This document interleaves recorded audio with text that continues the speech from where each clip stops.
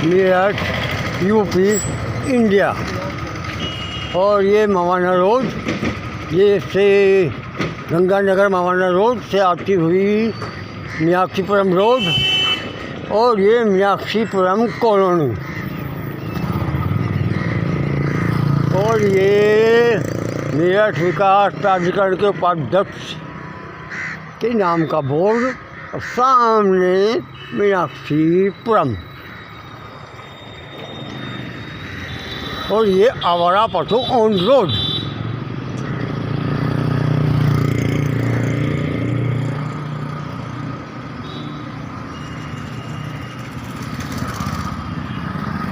और ये देखिए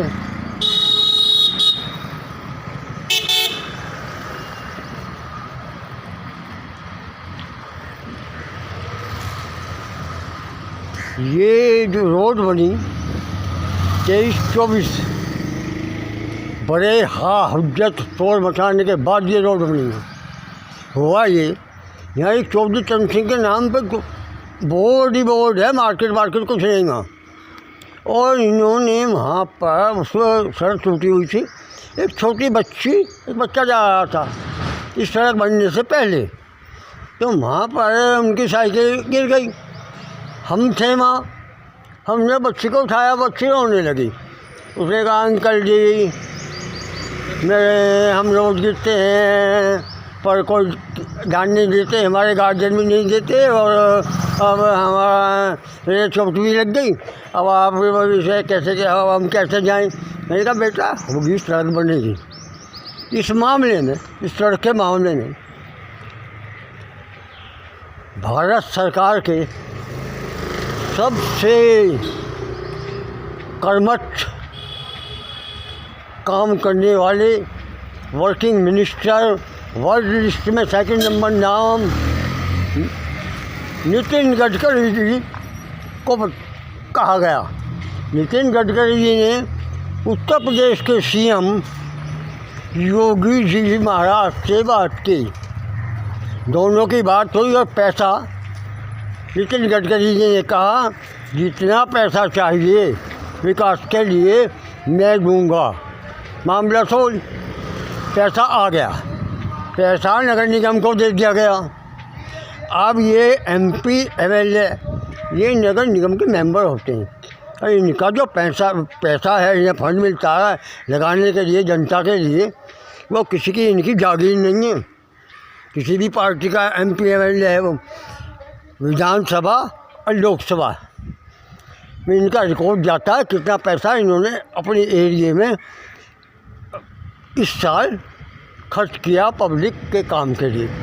जो रह जाता है वो वापस चला जाता है। अब लिस्ट आ जाएगी लोकसभा के भी सभी एमपीओं की, और विधानसभा के एमएलएओं की भी, किसी भी पार्टी का हो सबकी लिस्ट होगी। और वो लोकसभा अध्यक्ष और विधानसभा अध्यक्ष के पास होगी। वहाँ से वो उसका सबको पता सार्वजनिक होगी, उसका पता लग जाएगा किसने कितना काम किया है, कितना पैसा वापस जनता का आ गया है।